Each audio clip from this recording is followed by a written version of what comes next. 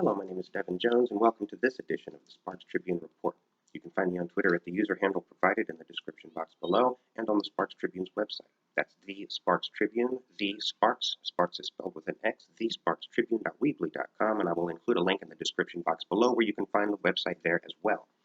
Today I would like to talk about the Equality Act, and will the Equality Act pass Congress? The democratically controlled House passed the Equality Act by slim margins, with but 3 Republican members of the House signing on to the bill.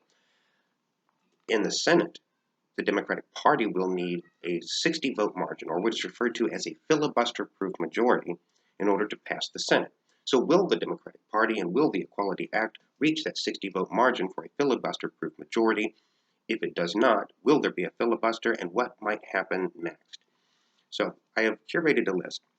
Speaking of these, I have curated a list of the most moderate Republican senators and looked at where they stand and where they might stand on the Equality Act to get an idea of where we're at here. Susan Collins is a Republican from Maine. She's recognized at least as being one of the more moderate members of the Senate. But I've put her down here as a probably not vote. She's probably not going to vote for the Equality Act. I say that because, one, these are the stipulations, by the way. She discussed the Equality Act, unlike a lot of people who are, being moot on this issue, probably intentionally to keep us on the edge of our toes and to see if they're under any pressure to vote yes on the Equality Act. But anyhow, she spoke openly on the matter and gave 3 stipulations for how she might vote yes on the Equality Act. 1, she does not want federal funding to be canceled for religious nonprofits who discriminate. Okay, because that's the Christian thing to do, is discriminate against LGBTQ people. 2, she wants further study, and this is a rather ambiguous request, but she wants further study on trans girls who want to play sports, as though no one's studying it or has been studying ubiquitously and constantly. Anyhow, that's an ambiguous request. And by the way, Susan Collins, what about trans men? What about people who were assigned female at birth and who identify as a male and are taking testosterone to grow facial hair, to inhabit the body of a more masculine, to inhabit the body of a man? Well, what about them? If you're being consistent, Susan Collins, you would have them playing women's sports. Well, if you have a cis male, someone who was assigned male at birth and still identifies as a male, playing baseball, and he's taking testosterone, that's illegal. He gets in trouble, he might get fired, he at least gets suspended. That's illegal to take testosterone, So you can't have a trans man playing women's sports. That would be cheating. But if she's being consistent, she would say, okay, well, then that trans man, by the Equality Act, should be allowed to play men's sports, which is more suiting, as he takes testosterone and etc. to have his hormone levels, his muscular mass, etc. be more masculine. He belongs in male sports, and there's other examples of that. There's plenty of examples of that. One trans man wrestler is good at what he does, by the way, and is dominating his field. So, anyhow, just throwing that in there. Third, she wants more language to protect gender-segregated homeless and domestic violence shelters. I think if she was trying to be a proper bigot, she would have said sex-segregated, but I don't think she's keeping up with the, culture war crap. But gender-segregated, as she said, homeless and domestic violence shelters, she wants to be protected, meaning basically she wants to kill the bill, because the entire point of this legislation is to prevent discrimination, on the basis of gender. But domestic violence shelters, are we saying that a trans woman who has been violated or is facing a threat of domestic violence, if she goes to a domestic violence shelter, you're going to throw her in with the men? Well, that destroys the point of not just this bill, but it destroys the point of the domestic violence shelter. Like, that's ridiculous. Anyhow, but that's the 3 things that she wants to do. So she wants to allow religious organizations to continue discriminating, and she wants homeless and domestic violence shelters to be allowed to discriminate against trans people. Basically, if she has her way, there's going to be poison pills, and I'll get into this in a moment as far as the possibility of amending the Equality Act and sending it back to the House for approval.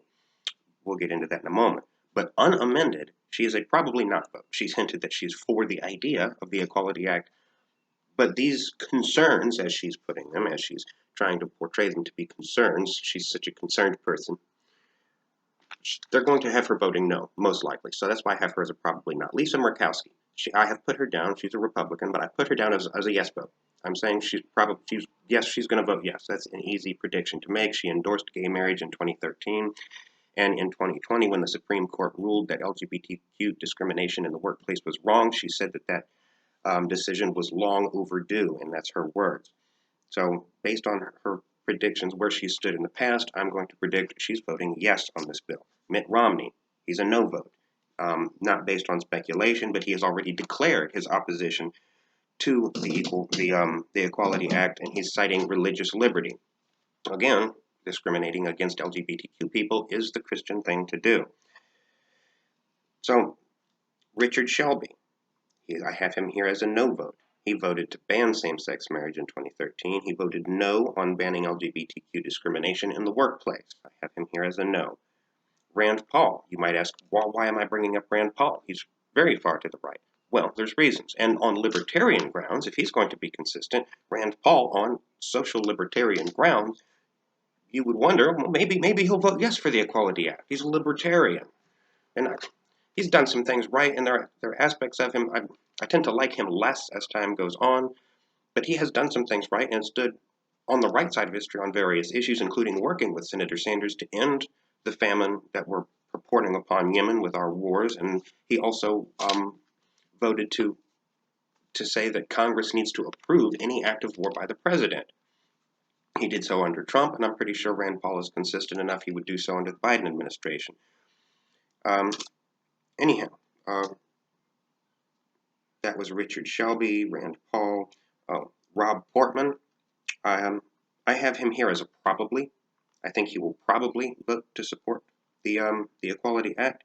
Rob Portman's son is gay, and he said in 2013 that he came out in support of marriage equality after his son came out to him as gay, citing that he wants his son to have the same opportunities, etc. Also, he voted yes on Non-Discrimination Act in the workplace. That was Rob Portman. So I have him as a probably vote. I have him as a probably instead of a yes, most likely because of pressure from the Republican Party, and Rob Portman tends to cave to pressure from the ideological right on these issues, and he does try to toe the party line. But granted his history, he might buck, and I'm putting him here as a probably buck the party line vote and vote for the Equality Act. Senator Joe Manchin. Well, why am I bringing up Senator Manchin? He's a Democrat. Yes, Joe Manchin. And by the way, when I was writing his name here, I started writing Joe Democrat because that's what was going through my head. It's like this guy, what no? Anyhow, Senator Joe Manchin is a Democrat from West Virginia who has expressed concerns in 2019 about the Equality Act for ambiguous and ridiculous reasons. His statement, which you can find on his website from 2019, cited concerns over transgender students in public schools. He did not say what those concerns were, whether it was because he wanted to discriminate with regard to bathrooms or sports, or, he didn't say what the discrimination was. He just said transgender people in public schools and left it at that, but anyhow. So there's a possibility that Joe Manchin is going to vote with the Republican Party. That's the last thing we need. We're trying to get 10 Republican senators to sign on. And this buffoon is going to be, voting with the Republicans. And, it's possible. Also, for the same reason that Rob Portman might decide to toe the party line because of pressure, Joe Manchin might decide to toe the party line because of pressure from his left and pressure from the Democratic establishment and party leaders. So both of those are really a toss-up, Rob Portman and Joe Manchin. But basically, we haven't even gotten to 10 senators yet that would need to vote yes in order for a filibuster-proof majority, and already we have 3 definite no's, a probably not, and only 1 yes from Lisa Murkowski. Again, I'm definitely predicting she will vote for the Equality Act. So basically, no. Short answer to this entire question of could the Equality Act pass the Senate anyway. We'll get to the Congress writ large in a moment, but the Equality Act, unamended, is not going to pass the Senate. Now, that being said, there are a number of Republican senators who might decide to sign on to the Equality Act if they kill it. If they put, like, for example, Susan Collins' poison pills and say, no, discrimination is banned, but we need to allow discrimination here, here, and here, like, if they kill the bill, and it could pass, it could get maybe easily 10 Republican senators to sign on to the bill. If the bill includes amendments to ban trans women from sports and allow religious organizations to turn away trans children, trans kids, trans teenagers from homeless shelters, because again, that's the Christian thing to do is, screw the gays. And not even in the way the gays want to be screwed. That's just rude. That is just rude. Anyhow, so a filibuster. Could there be a filibuster? Yes, there could be a filibuster. In fact, there's going to be a filibuster, and mark my words on it. They will filibuster this. So they don't have a filibuster-proof majority. It will be filibustered. Who might filibuster this bill? Oddly enough, the aforementioned libertarian Rand Paul might filibuster it. I say that because of the sentiments that he echoed when he was questioning Joe Biden's nominee for Health and Human Services, which would be the first transgender presidential nominee to federal post. He ranted to her about trans surgeries, gender-affirming surgeries, and compared gender-affirming surgeries to the Muslim practice of genital mutilation. That's odd. But anyhow, so Rand Paul is a possible filibuster, along with a couple of these other Republicans that are embracing instead of policy-oriented republicanism, policy-oriented conservatism. A lot of these, not a lot, but a good bit of these Republican senators, Josh Hawley, for instance, is another possible filibuster for the same reason. These people are embracing this culture war type of conservatism, movement conservatism, whatever you want to call it. They're embracing that aspect instead of embracing, Trump 2016 over Trump 2020 platforms, if you catch what I'm saying with regard to that. Trump was more of a populist when he ran in 2016. He didn't rail so much on culture war issues, even though he did throw in tinges of like the xenophobia and the racism and stuff like that. He was more of a populist in that he railed against things that hurt workers, whether he meant it or not. We're just talking about platforms. And he railed against the TPP. He railed against NAFTA. He railed about big business. Even when he was president, he railed against Amazon and Jeff Bezos, et cetera, et cetera. So that kind of populism, if the Republican Party were to adopt that, they could really propel themselves forward and win in 2022, especially if the Democrats sit around with their thumbs up their butts and decide not to work for working people. They're going to lose in 2022. But if the Republican Party embraces this culture war nonsense, and attacks trans people and, goes after, like, Mr. Potato Head was in the news, for Christ's sake. Anyhow. So, if they go that way, and the culture war crap, and the Democratic Party even does the bare minimum, that they just pass a minimum wage increase, that's it. If the Democratic Party passes a $15 minimum wage, and just does that, which it's looking like they're not trying very hard to do that, but if the Democratic Party passes a $15 minimum wage, and the Republican Party veers toward culture war crap, the Democrats could at least maintain their slim majority in 2022. That's for another video. Anyhow, back to the Equality Act. So, if it doesn't get filibustered, if the Republicans in the Senate decide to attempt, or maybe Democratic Party leadership, Joe Manchin, for instance, attempts to amend the bill and throw in their poison pills to allow discrimination in an anti-discrimination bill and send it back to the House, in that situation, I'm guessing there's going to be a good bit of Democrats in the House that don't go for the amended bill. Like people in the so-called squad, Alexandria Ocasio-Cortez, Rashida Tlaib, Ilhan Omar, Cori Bush, a number of them, maybe even Cory Booker, who's more of an establishment Democrat. He might not go for the amended poison pill bill.